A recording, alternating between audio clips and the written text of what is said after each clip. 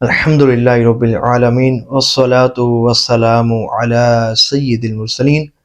آج کی ویڈیو بہت زیادہ امپورٹنٹ ہے، سنیں گے تو رونگٹے کھڑے ہو جائیں گے، اپنی آخرت کی فکر پڑ جائے گی۔ توجہ سے سنیے گا، مکمل سنیے گا، اللہ نے چاہا تو بہت زیادہ فائدہ ہوگا۔ ڈاکٹر نور احمد، سابق پرنسپل نشتر میڈیکل کالج، آپ کا میں نے ایک آرٹیکل پڑھا۔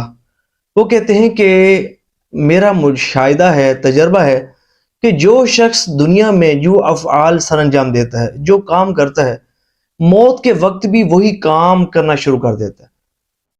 دنیا میں جو الفاظ اس کی زبان پر نکلتے ہیں، موت کے وقت وہی الفاظ اس کی زبان پر جاری ہو جاتے ہیں۔ کہتے ہیں کہ میری جو ڈیوٹی تھی وہ ایمرجنسی وارڈ میں تھی، اور کئی اموات میں نے اپنے سامنے ہوتے دیکھی۔ کہتے ہیں کہ میں نے دیکھا کہ ایک شخص پر نزعہ کا عالم تھا، اور وہ اپنی بیوی سے ریڈار ڈائجسٹ طلب کر رہا تھا، حالانکہ اس کی بیوی اسے کلمہ شریف پڑھنے کی تلقین کر رہی تھی، لیکن وہ کہتا ہے کہ مجھے ریڈار ڈائجسٹ دو تاکہ میں اس کو پڑھوں، اور یہی کہتے کہتے وہ اس دنیا سے رخصت ہوا۔ وہ کہتے ہیں کہ ایک شخص کو دیکھا کہ وہ نزعہ کے عالم میں مسلسل گالیاں دیے جا رہا تھا، گالیاں اس کی زبان پر تھیں۔ تو جب اس کے گھر والوں سے اس کا سبب پوچھا گیا تو انہوں نے بتایا کہ یہ بکثرت گالیاں دیا کرتا تھا، اس کی زبان پر ہر وقت گالی رہتی تھی۔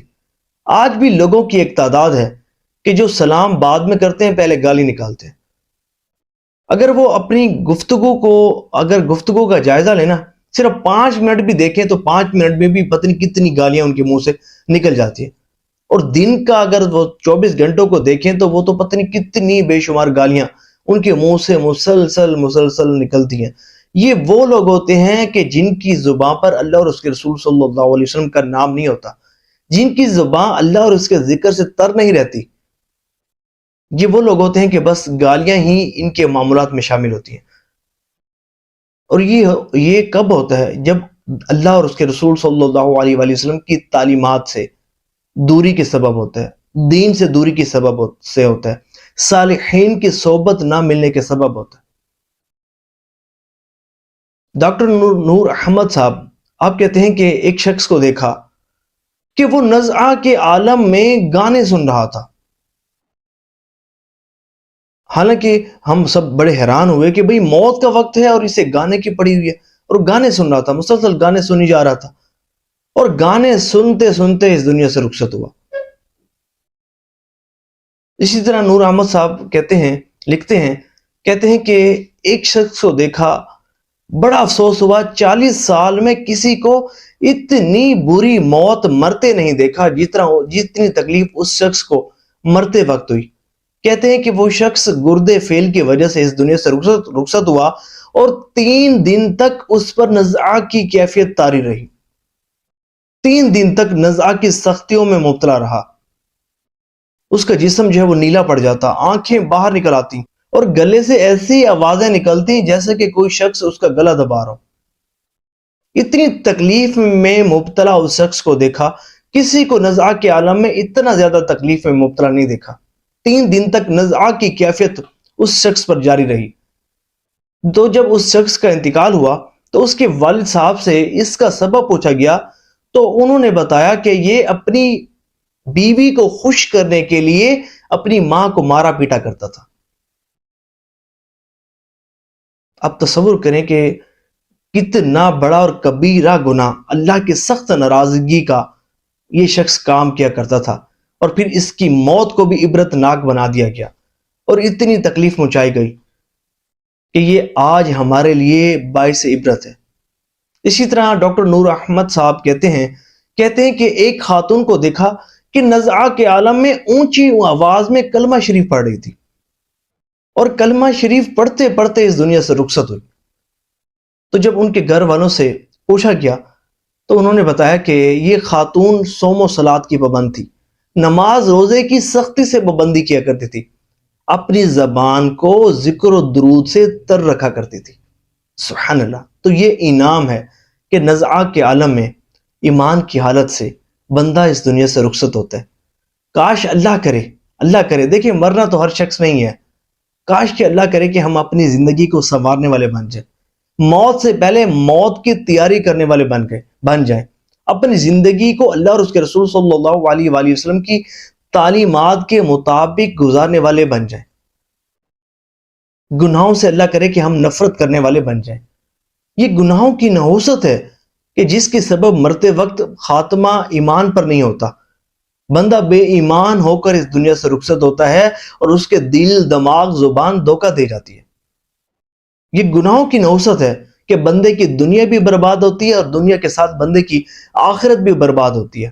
یہ گناہوں کی نحوست ہے کہ بندے کو ہر طرح کے بلائی کے کاموں سے محروم کر دیتی ہے۔ یہ گناہوں کی نحوست ہے جو بندے کو لے ڈوبتی ہے۔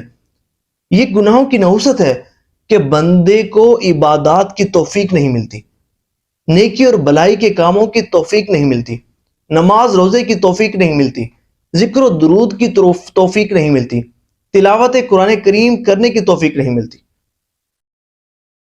کوئی بھی عبادت و خشوع خضوع نصیب نہیں ہوتا، عبادت کرنے کا دل ہی نہیں کرتا۔ یہ سب گناہوں کی نحوست کے سبب اور بری صحبت کی وجہ سے ہوتا ہے۔ جہنمی ہے نا، وہ آپ نے پڑھا ہوگا کہ جہنمی ایک دوسرے کو کہیں گے کاش کہ ہم نے فلاں کو دوست نہ بنایا ہوتا۔ یہ جو بری صحبت ہے نا، یہ جہنم میں لے جاتی ہے، بندے کو لے ڈوبتی ہے۔ اس لیے فرمایا گیا کہ صالحین کی صحبت اختیار کی جائے، اللہ کے نیک بندوں کی صحبت اختیار کی جائے۔ اور بڑا ہی خوش نصیب ہے وہ شخص کہ جس کی زبان ہمیشہ ذکر و درود سے تر رہتی ہے، جس کی زبان پر اللہ کا ذکر بھی ہوتا ہے اور اس کے پیارے حبیب صلی اللہ علیہ وآلہ وسلم کا ذکر بھی رہتا ہے، جو ہر وقت درود پاک کی کثرت کرنے میں مصروف رہتا ہے۔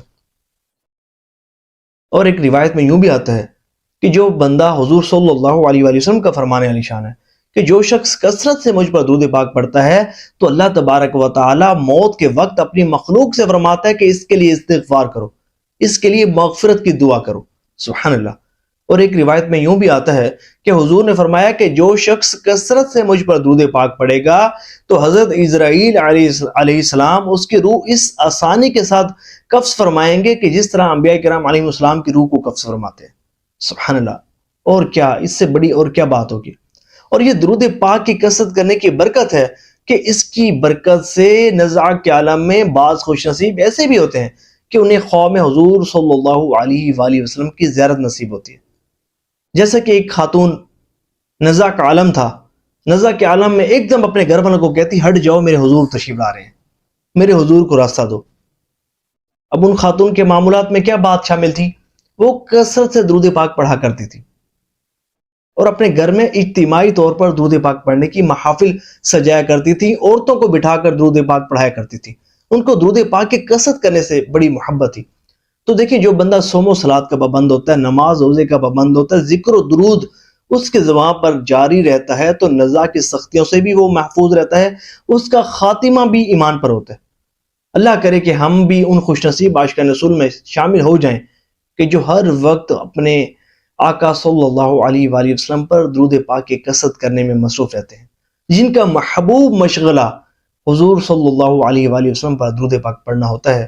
دعا ہے کہ اللہ کریم ان خوش نصیبوں میں ہمیں بھی شامل فرمائے، ہمیں کثرت سے درود پاک پڑھنے کی توفیق عطا فرمائے اور کثرت سے اپنے پیارے آقا صلی اللہ علیہ وآلہ وسلم کی زیارت سے مشرف فرمائے۔